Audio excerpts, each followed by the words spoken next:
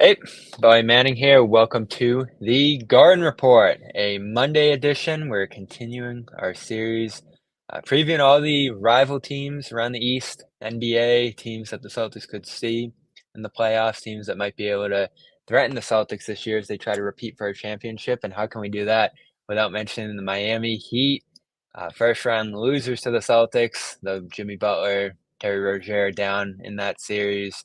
Um, Not really a fair fight, but one that the Celtics still handled pretty easily there, and more losses for them this offseason. Wes Goldberg joins us, Locked On Heat, Real GM Radio here on CLNS Let's Media. go. Welcome aboard, Wes. Great talking to you as always. What are you expecting from this team this year? It's always tough to figure out what they're going to do. Jimmy Butler's there, Bam Adebayo's there. That's always going to give them a chance alongside Eric Spoelstra. But more losses, tougher East. Philly takes Caleb Martin from them, and it feels like we're at the brink of whether this Heat run is gonna continue here or whether this is gonna be the year where it all comes apart. Certainly feels that way, doesn't it? I think we will see a more motivated team in the regular season, right? We can go back to the 2023 finals run, and the narrative kind of coming out of that with Miami making it to the finals out of the play-in tournament was, well, did the Miami Heat figure out something about the regular season? Did they prove that the regular season doesn't matter and it's all about the playoffs? And I always thought that that narrative was a little overstated overall because you talk to people within the Miami Heat organization, and they were just sort of like, "Look, we didn't want to be in the play-in tournament. This wasn't our plan. We're kind of fortunate to have made it as far as we did." And then last year, I don't know, it kind of felt like they were resting on their laurels in a surprising way. And we didn't get the most motivated and engaged Jimmy Butler.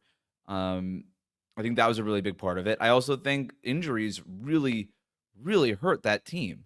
And it felt, and the way I always described last season, and it felt like it was over before it really even started. Jimmy Butler didn't play in the preseason because of a nagging injury.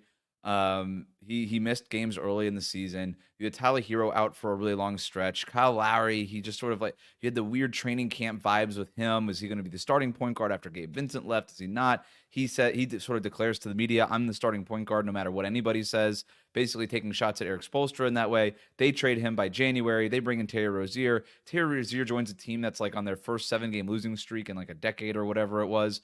And so he's got a hard time finding his place. And then there's Duncan Robinson leaves the lineup with his back injury. It was just injury after injury after injury. And I think, as disappointing as last year was, it was a borderline miracle that they were even in the playoffs.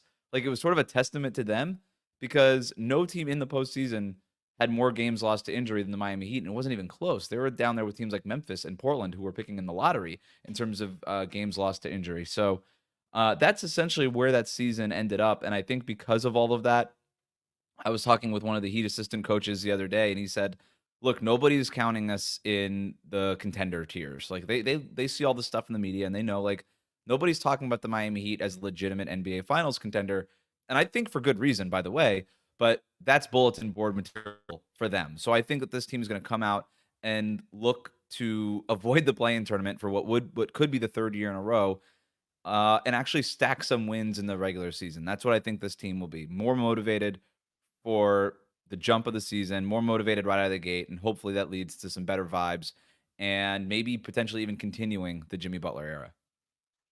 Yeah, and he'll decide a lot of it, right? No idea how he's gonna come out of this offseason where he doesn't get an extension and can still get one done, I guess, but it doesn't feel like there's much motivation to do that before next free agency. He's gonna have to come out and prove he's still a guy who can make max money, who can carry a team, so that adds motivation on his part, I guess, but there could also be some frustration, I'm sure, that, stems from that, and a lot of it's gonna be decided early next year, I feel like. They gotta figure out what their rotation is. We'll see what kind of Butler they're getting. We'll see what kind of steps Bam can take. And I was pretty excited about what we saw from him at the Olympics, hitting threes, playing a little bit of four next to Davis. That's maybe something they can do here.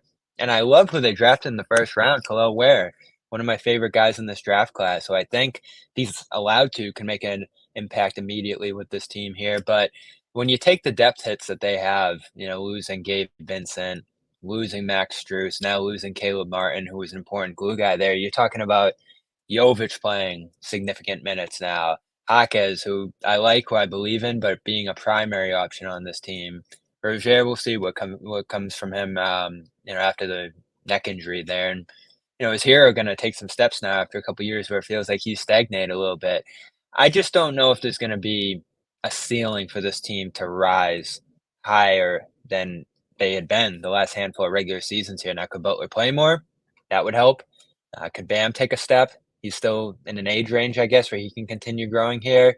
And the young guys can certainly play better than we expect them to here. But you're asking a lot of pretty much everybody across the board here to make this team better than where we picture them, maybe in like that 6, 7, 8 range.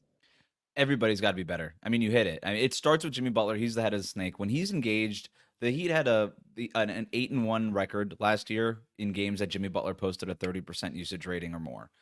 Basically, when Jimmy Butler was playing like a star, the Miami Heat were really good. 30% usage rate is high, but it's not like Luka Doncic. It's not James Harden Rockets level usage rate.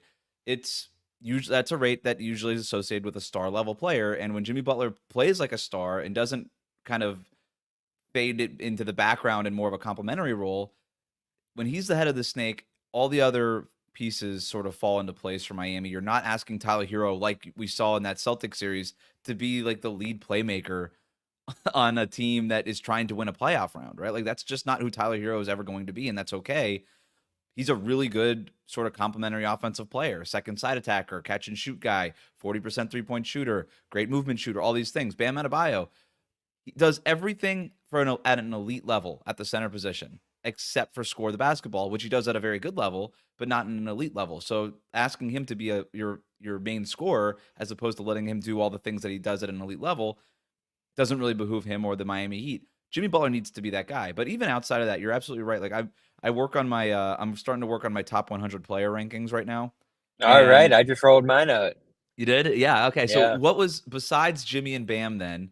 I'll tell you, and maybe you get a moment to pull yours up here. But besides Jimmy and Bam, I didn't have anybody in the top 90 on the Miami Heat roster, and that's a problem.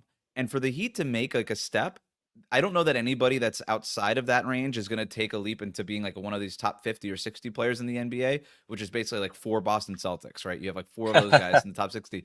So to compete with the Celtics and get through the team to beat, it feels like you're going to need several like of the Terry Rozier is going to have maybe his best season in a long time. Tyler Hero is going to have to take a little bit of a leap here from maybe a top 90-ish guy to like a top 70-ish guy. Jaime Jaquez Jr., Nikola Jovic, it feels like one of those guys has to pop, and in a way that makes them like one of the better 100 players in the NBA. So it's gonna, and then across the board, you're gonna need something from Khalil Ware. You're gonna need all those guys. But if you had a moment to pull your list up here, like where was the next Miami Heat player on your list? I'd probably go to Jaquez. Like he's the next guy who can rise into that territory, but Yeah, no one made the list. And that makes sense, right? Hero's not a top 100 guy right now, especially when you think about where the defense is at, what's made him challenging to play against a team like Boston. I had him on the Ver fringe. I had him at 90. Yeah, Yeah, with Hero. I had Hero at 90, and I think I had Rozier a little bit lower than that. So But that my last 10 guys on were Josh Hart, Mark Williams, who I really like going into this year. And my list was projecting a little bit. Obviously, Williams didn't play much last year. Kuzma, Kaminga, who I think is going to take a step into this year. Trey Murphy, Colin Sexton, Herb Jones, Al Horford, I still think is a top 100 guy, and Keegan Murray and Dante DiVincenzo. So, yeah, I have Hero kind of in the same range as those guys. Jaquez, I think, can maybe get there this year with some real steps. And I am excited about what he can do going into this year. But no one's a slam dunk among those other guys in the top 100. Rozier, especially coming off the injury and stuff last year, you can't really say that right now.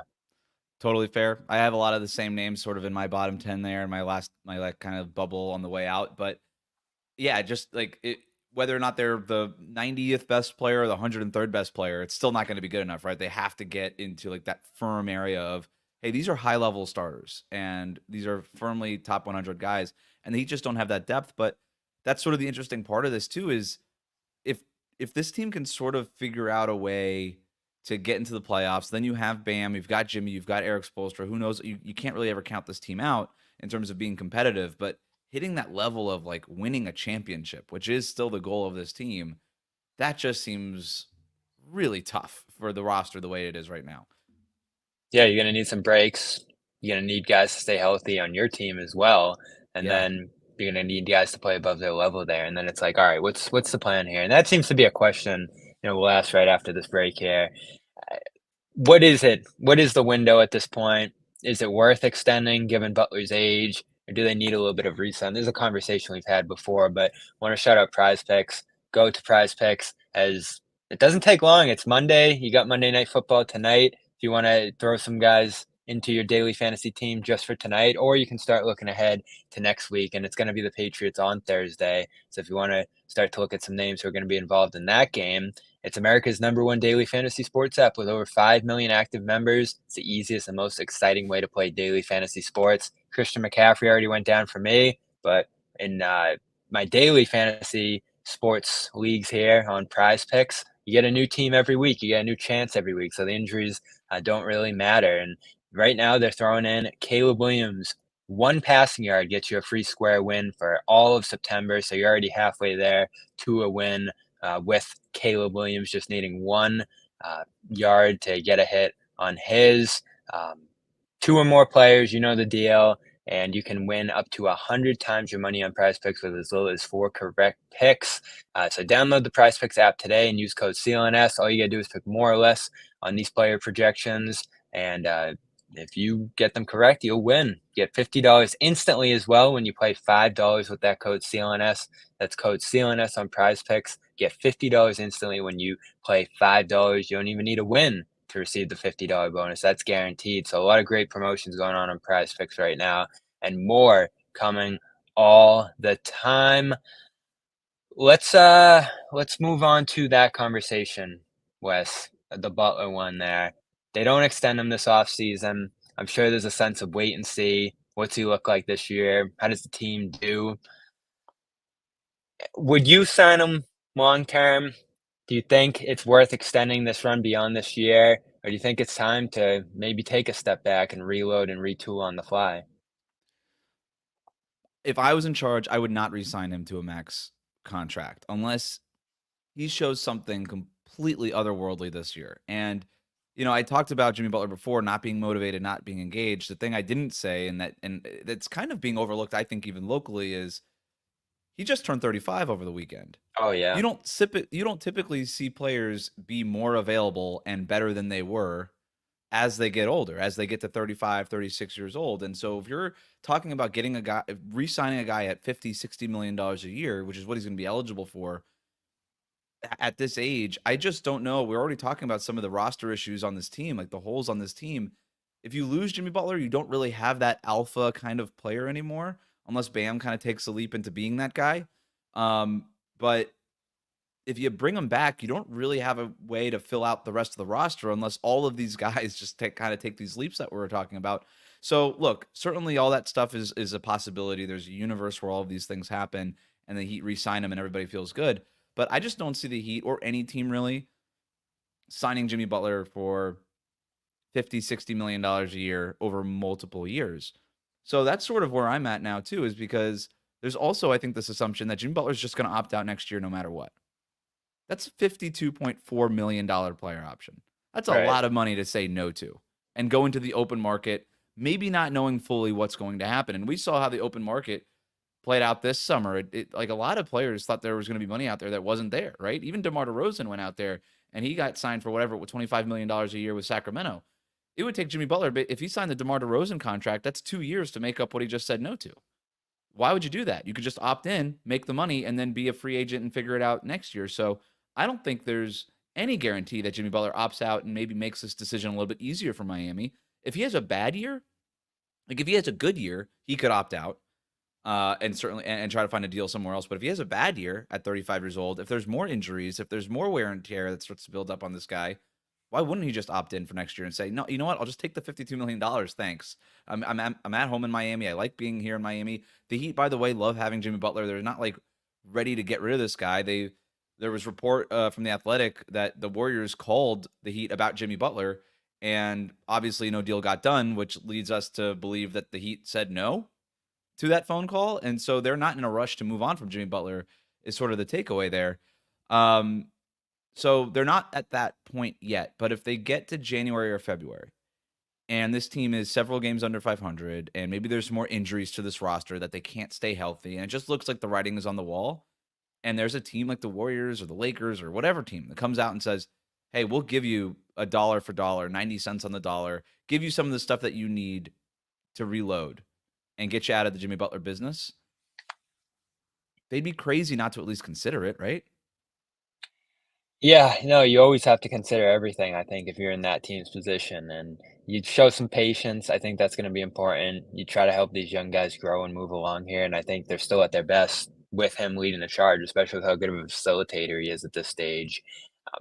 The problem, I think, for him and the team in that scenario is there just is such a narrow amount of suitors for him, and I'm glad you brought up DeRozan because I think he's a pretty good comparison. There was some Clippers interest, he was saying. Hard to get a deal done there. Lakers, same thing. 2 Heat. expensive guys already there. Hard to make trades in this new CBA environment, signing trades as well. And then Philly makes their move for George because obviously they were a team that was floating around here a little bit too. I know there was some of that Warriors reporting going on here, and I don't know how they would have made that work. I think it's a good fit if they could figure it out. But again, probably less money for him in that situation. Is that worth it for better chances Gold even have at a championship at that point? I think they're gonna be the interesting team. I saw the Nets floating around. I guess he could get his money there. I don't really know what he gets there beyond that. So it is interesting to see maybe like a little bit of leverage wrangling going on in the reporting there right now. But at the end of the day, it's probably going to be the Heat and him trying to make this work. And they have some flexibility here. I know the Lillard thing didn't work out. They still have all the pieces that they were trying to send out to go get him. Miami's always going to be a destination. I know Durant, that thing started to go a little sideways last year, and there was some rumbling there about maybe he breaks free. I think Houston probably would be in a better spot to land him than Miami is here, but Miami's always going to be in play, at least with where players want to end up. And if Butler's there, there's a stronger chance of them ending up there than if he's not. So they're just going to have to wait, and that's all there really is to it. And it might end in another year where they're in the play-in tournament, but next summer you see where you're at, and you have a lot of pieces to work with. Yeah, and do they have to wait a year? Do they have to wait 2 years, right? Like, that's the part of this too, where if I'm the Heat and I just don't wanna be in the Jimmy Butler business anymore, maybe not anything just because of him, just as like, "Hey, we need more roster flexibility. We just signed Bam Adebayo to an extension. Nobody else on this roster, even if we were to trade them, we're gonna provide, like, a ton of flexibility for us." Like, even if they move, like, the next biggest contract, Tyler Hero, Terry Rozier, you're not getting a ton back for those guys. You might even have to attach something to get rid of those contracts, potentially. Right. But if you were to trade Jimmy Butler, even for pennies on the dollar, at least you would open up more of that flexibility and obviously maybe get something of You'd value get back that could something help back. you, yeah, help you Yeah. kind of kickstart things. I know like Bleacher Report just ran this big like fake trade piece, like 5 different Jimmy Butler trade ideas. And I'm like, and it's all like kind of like a couple of pick swaps, one decent player, younger player, like, you got Michael Porter Jr. coming over from Denver in a 2031 pick swap. It's like I think a Heat fan would like roll over in their grave if they saw that. Like nobody wants to trade one of the great players in franchise history for like a decent young player and a pick swap, 8 years from now or whatever, but that's something, right? At least it's something that you'd be getting rid of and like I said, you would at least be taking control of the Jimmy Butler situation where right now Jimmy Butler has all of the control, right? At least for now, as long as he has that player option and hasn't made the decision, he has the ultimate control of I'm either out of here in a year. And I think the Brooklyn thing makes some sense. Like if he just wants the money, why not? Like he loves New York. He's made it very clear. He can live in New York, open up a big face coffee in Brooklyn somewhere and just start doing that whole thing. But um, I think there'll be options for him over the summer. They can always negotiate a sign and trade too with a team that wants to bring him in, like Sacramento did with DeMar DeRozan. Like there's things that they can do, but right now Jimmy Butler holds a lot of the cards. Yeah, I don't believe for a second that Ben Simmons let's see how Ben Simmons does this year before that's a real thing, teaming up with him there.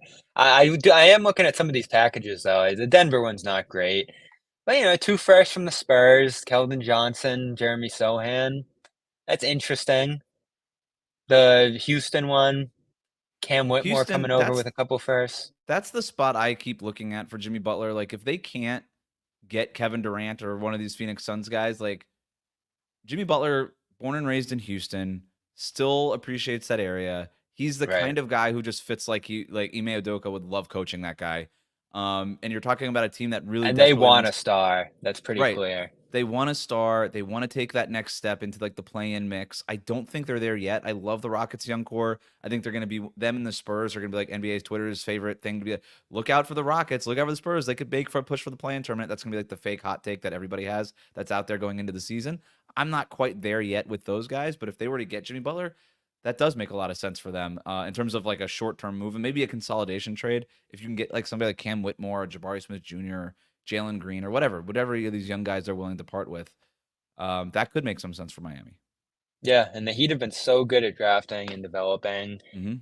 What they haven't had the chance to do through this whole run here is actually pick a top tier prospect, have them be the center of that development, the guy, and build around a young player. And that's difficult. It takes some patience. It takes, that step back there that we've talked about at different points.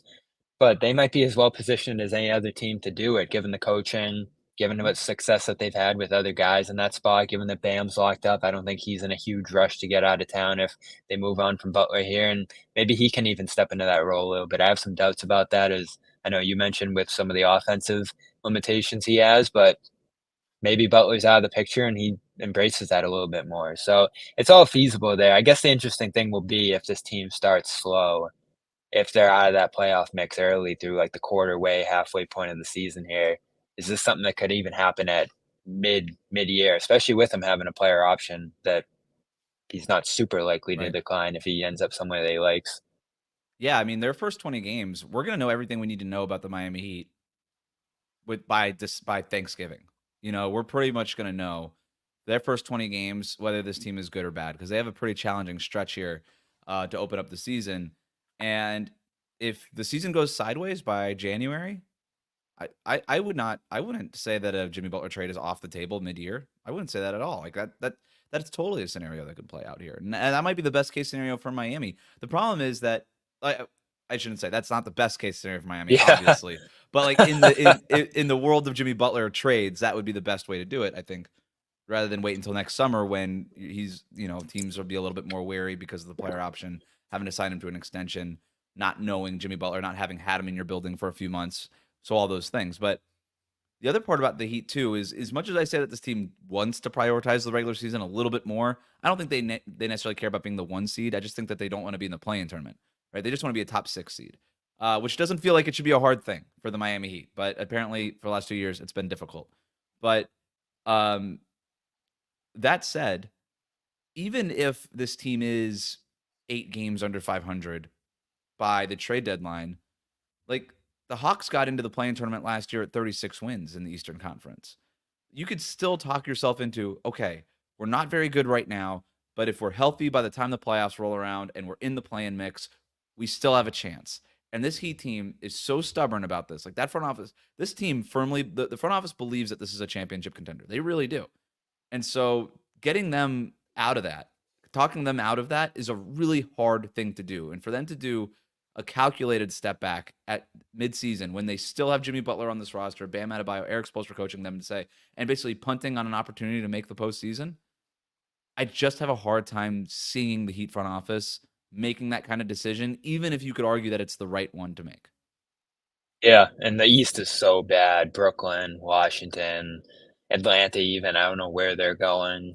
There's a pretty bad underbelly of teams at the bottom of that conference that you can stack up wins against and Hmm. stay in that mix. There's not many teams that could catch up to you. I think Charlotte's gonna be interesting this year, obviously, in their I'm with division you. there, but most of the teams in that division and that conference, you can stack up wins against and stay in that playing mix, especially with 10 teams involved there. I think 5 are gonna be out of that mix by default when you think of Detroit, and, I'm probably forgetting a couple here, but there's easily 5 teams worse than them. So, it will be pretty hard for them to bottom out to a point where you're saying, like, "We're not in it at all right now." But last year, when you look back on it, is an interesting case because Butler was so unavailable. The Celtics were so good. We can look back on that series a little bit and draw from it. But even if he was there, even if Rozier was there, it was going to be an uphill battle for them to knock off Boston in a first round series. But first, I want to shout out uh, game time with basketball coming back soon, but more immediately football going on. Plenty of events to look out for as the fall gets going, and Game Time has all your tickets for them. Whether it is a football game, whether it is a concert that you want to see right now, all of that is happening this week and throughout the month here of September on Game Time. And they still have a great offer here on the app when you download it, $20 off your first purchase. Terms apply when you go to the Game Time app, create an account, and use that code CLNS for $20 off your first purchase. You'll get Game Time's picks, curation that makes it easier to save on sports, concerts, comedy, theater, and more. You get all-in pricing that shows you your total up front. Seat views, my favorite part of the app, with a panoramic view of where you're going to be sitting. And the lowest price guarantee, where Game Time will credit you 110% of the difference. And your ticket is covered with the most flexible customer service policy in the ticketing industry. So again, use that code CLNS for $20 off your first purchase at Game Time. What time is it? It's game time. So as we get into the Heat, Celtics, always an interesting matchup. I wonder what it will be like this year. They don't play each other until December. So Yeah. that, first quarter stretch that we're talking about here might be out of the way effectively by the time these teams even meet. But I'm never gonna disrespect them. You saw what Hawkes did in that series.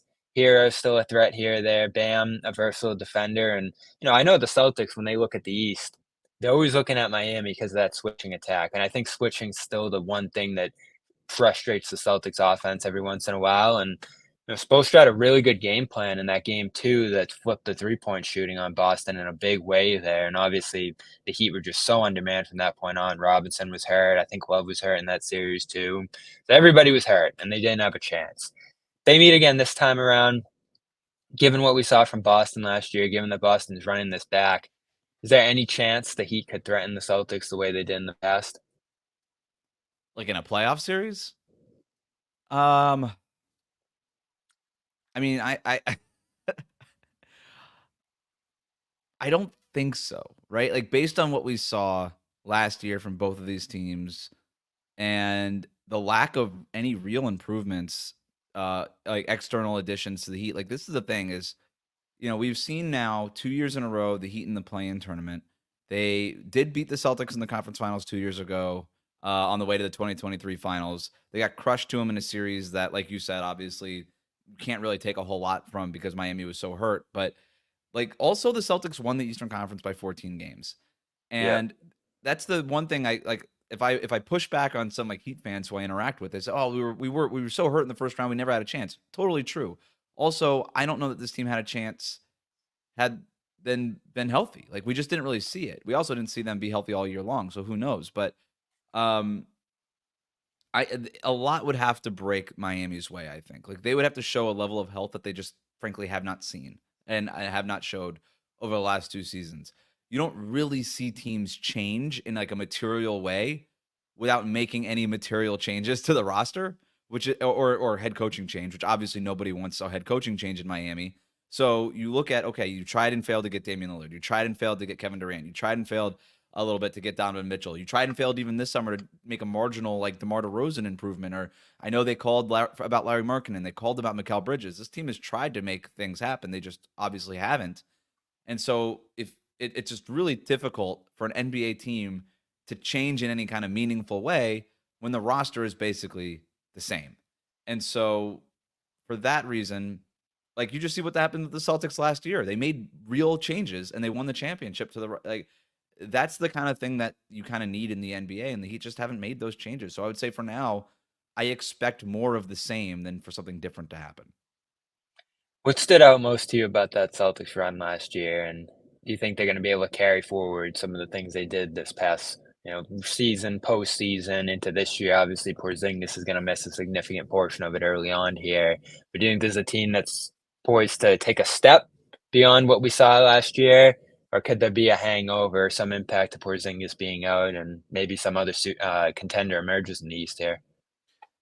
I mean, Jason Tatum and Jalen Brown just taking leaps, respectively. That's the part that stood out to me, and just how well everything fit, like throughout the entire season for a team that added 2 new huge pieces in Drew Holiday and Kristaps Porzingis. It just worked, and I thought Joe Mazzulla, his coaching job in year 2 was leaps and bounds better than what it was in year one. Everything from like the X's and O's and all the stuff that he gets credit for, but also the way he like handles the media and presents himself and all those things. Like all of that stuff I thought created a really interesting vibe around the team. And I think he inspired that roster. He imbued confidence into his main guys, and I thought that was really huge.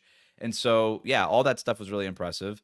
In terms of whether or not, you know, I think that they were unfairly criticized for how easy the path was through the Eastern Conference playoffs, but it was also sort of fairly criticized. Like, it doesn't make the championship count less. They still won the Eastern Conference by 14 games. They still beat a really good team in the Dallas Mavericks, wiped the floor with them for the most part in the finals.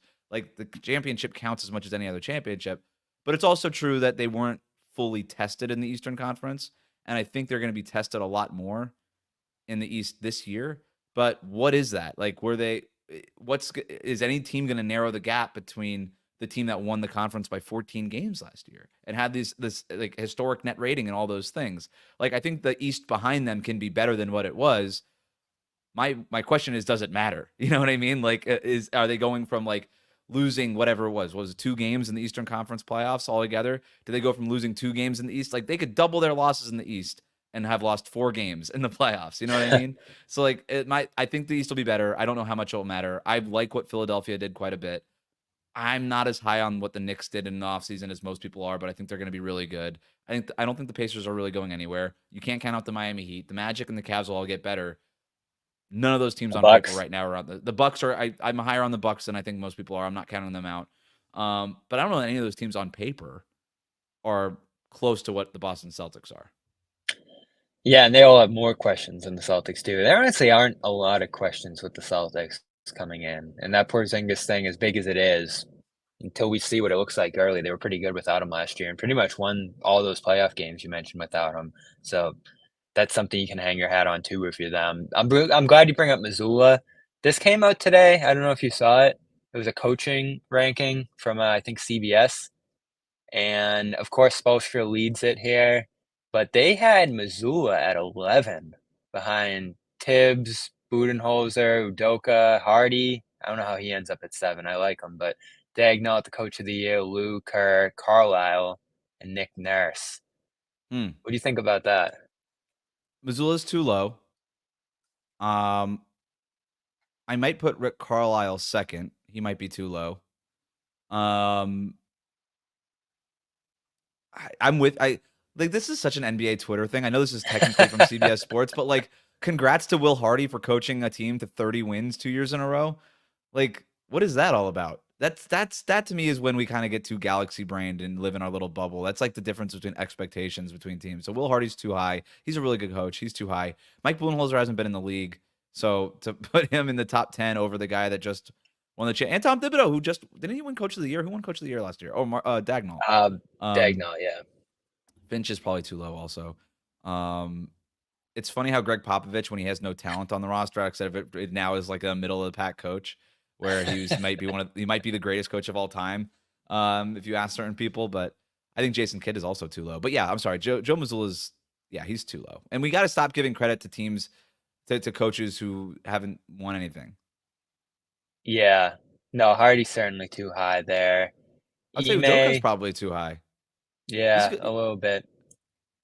Did bring his team to the finals the last time he coached before last year, but you win a championship. I guess the thinking with Joe would be he has so much talent that many of these coaches will be able to succeed similarly. But I think, like you said, he laid his imprint on that team last year with the amount of threes they took, the way they played defense. I think he coached great in the playoffs, had some good adjustments. So he's top 10. I don't know if he's Yeah, top 5 at this point, given I, the pedigree of some of the guys up there, but a lot of those guys have weaknesses too. Jamal Mosley's also really low at 19. That guy I might have in the top 10 pretty firmly. That guy did such a good job with the Magic last year, and that's sort of me going up against my argument of don't argue like teams coaches haven't Yeah, won but they anything made the yet, but playoffs. they They made the went 7 playoffs, right? games, Like, yeah. so I do think that we get with Nick Nurse, who I think is a very good coach. I'm not trying to like disparage Nick Nurse, and then I even see a guy like Quinn Snyder at 16 over Taylor Jenkins, Jason Kidd, Jamal Mosley.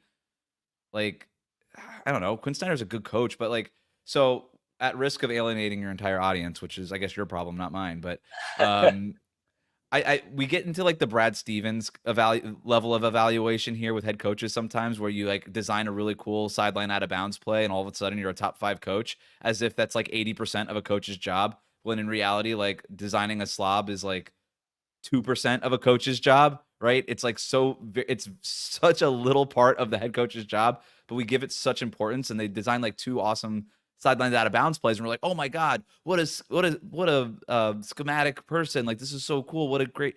And it's like, "All right, yeah, it's cool, but like do we have to elevate that person to like the best coach in the league?" And Nick Nurse is still sort of riding the coattails, I think, of the box and one in the 2019 playoffs a little bit, being number Their 2 here. defense actually got a little worse than it was the year before too under Doc, I wanna say, when I was looking at it a couple days ago, so and, Embiid was hurt and all that, I thought they did some good things. They managed the Harden thing and still had a pretty good Yeah, season, but 2's 2's a little high, and Carlisle, I mean, much success as he's had, they missed the playoffs all those years in Dallas, and their defense was a disaster this year there in Indiana, so I don't know. It's that's all true. a toss-up. I mean, this list could change significantly just based on how this season goes. How about Malone too?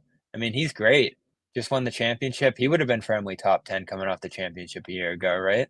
That's a great point. Yeah, it also just goes to show, like, recency bias is such a huge part. Like, is this a list of the top 10 coaches in the league right now? Or is this a list of, like, performance in, like, last season? Because it almost feels like it's that, but, um, I I don't think it's know. looking ahead like my list It was, might be like who's looking the coach yeah. for this year. So, I don't So know. I guess that makes some of them make a little more sense. But again, I felt like the Jazz took a little bit of a step back this year. Maybe through no fault of Hardy's, but you don't get credit for that either. Missoula's top 10. Maybe put him like 7th where Hardy is. I I think would that'd drop be yeah, I fair. would if even if you just dropped Hardy out, moved everybody up, and then Missoula into 10, I would have, like, now he's top 10, like, Yeah. that works. Thibodeau is Budenholzer great. probably doesn't need to be that high. I like Budenholzer a No, lot, I'm but interested to see how they do this year, though. I think he yeah. was a good fit for that team. And Ime I like again, but they were fine last year. Some offensive weaknesses there. I don't know. Interesting. No, I love Doc that we Rivers have is lists getting coming out. a little disrespected there too. I mean, we act like this guy's a total bum.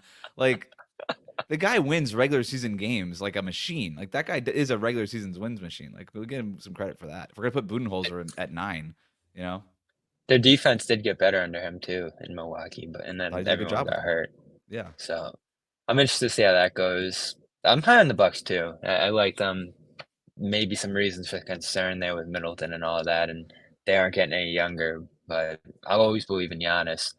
that's the Um, thing. It's like, if you're gonna beat the Celtics, you gotta a have the best player on the court, because you're not gonna have the better team. You have to have the best, like, 1 through 8, but you have to have the best player on the court.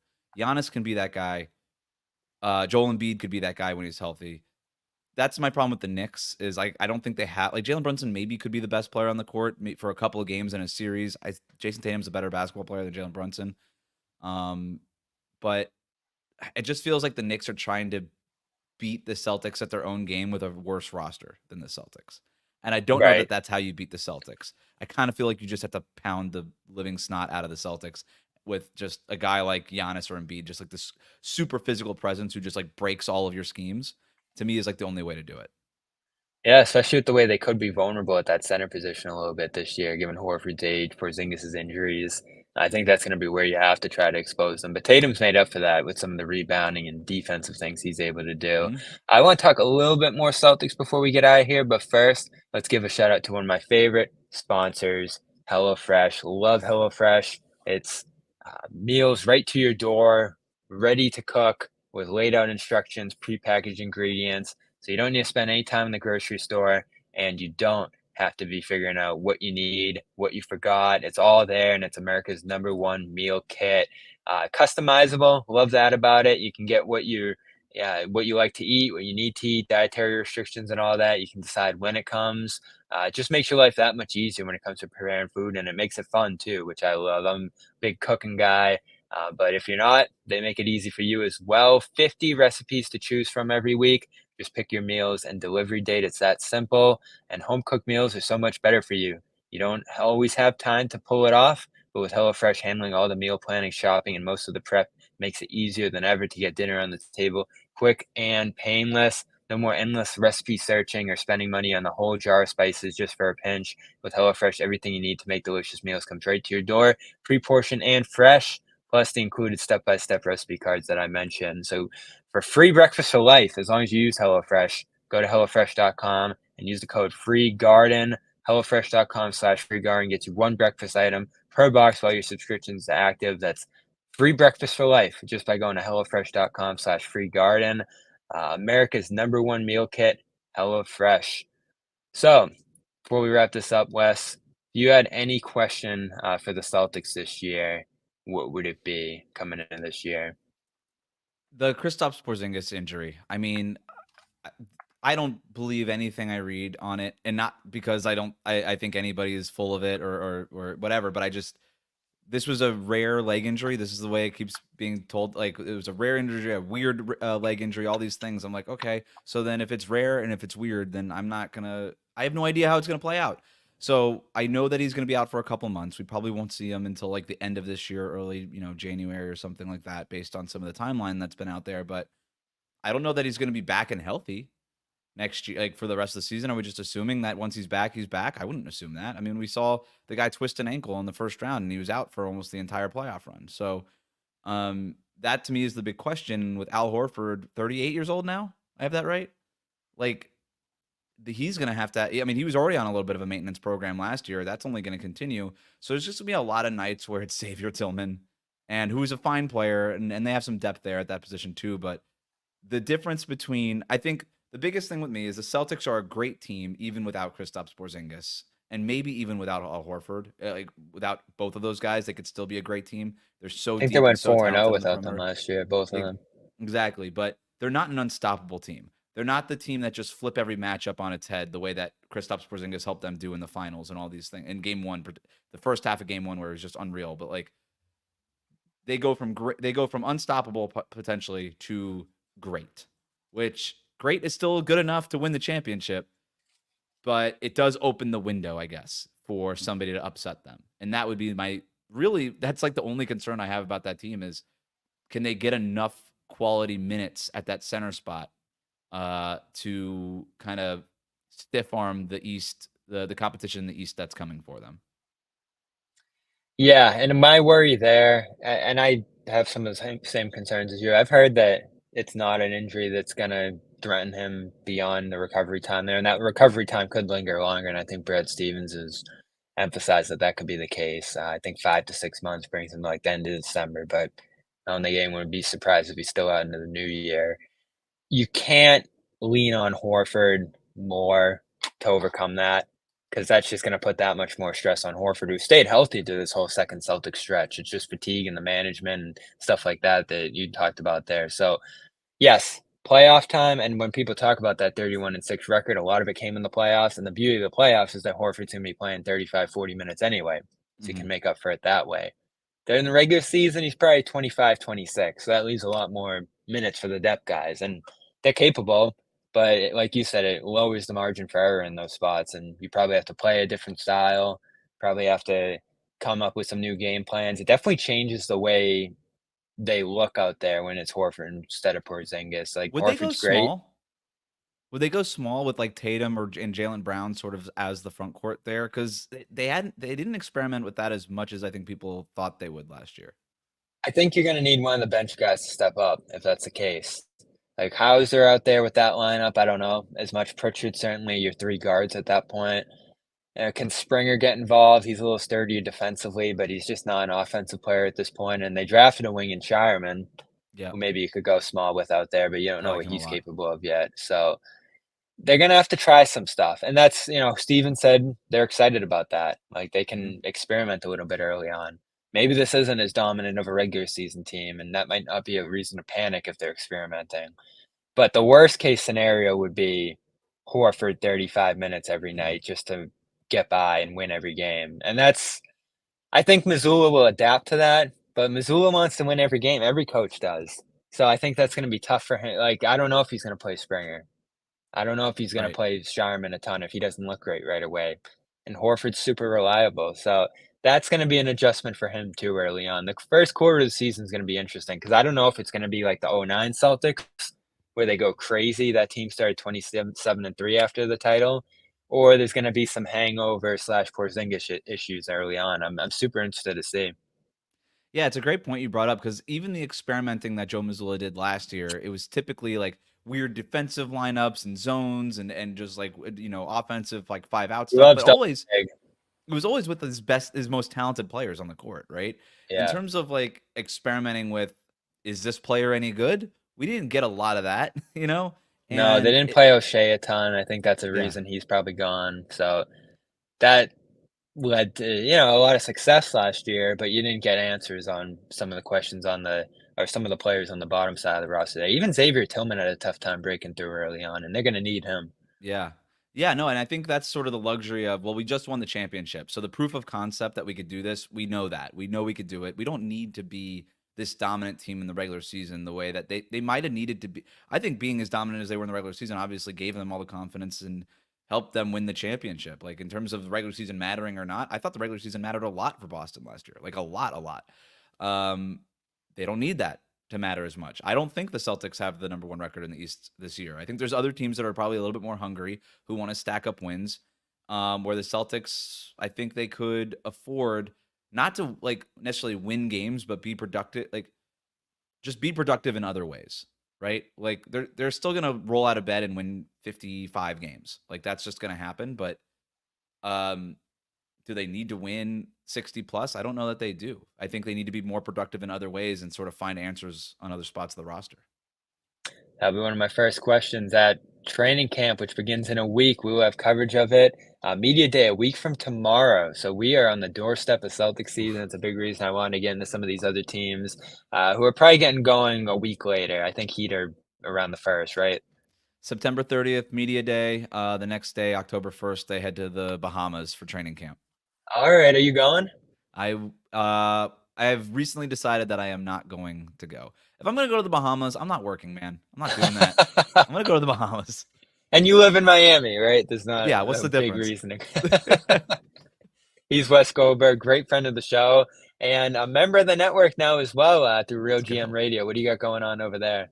So, did a really fun. We're only a couple episodes in, but I did a fun one with Dan Devine from Yahoo Sports last week, trying to predict the top 10 offenses in the league for this upcoming season. Um, Not to give it away, but I had the Celtics pretty high up on that list. So if you guys want to check that one out, and then this week I'll be joined by Mo Keel to predict the top 10 defenses for next season. All right, I have to imagine the Celtics going to be in both of those. Probably, I would imagine. Yeah. All right, thanks so much for being here. We'll talk to you probably later in the year once the Celtics and Heat are on the verge of matching up again. And again, go check that out. I think you guys have your own YouTube channel, right? Over at Yes, RealGM, please so go subscribe. We have subscribe like over 20 there. something subscribers now. So we need flood the subscription. Hit that subscribe button. Real Gym Radio, its own YouTube channel.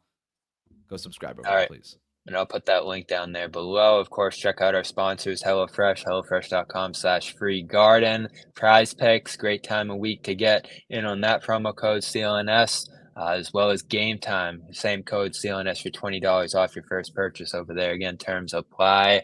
That's it for this week. We'll have the full crew on to preview training camp, I'm sure, at some point this week, and we'll continue to have some team previews here as well. So subscribe, Celtics All Access, CLNS Media for all those alerts and more. Thanks again to Wes, and we will talk to you later this week.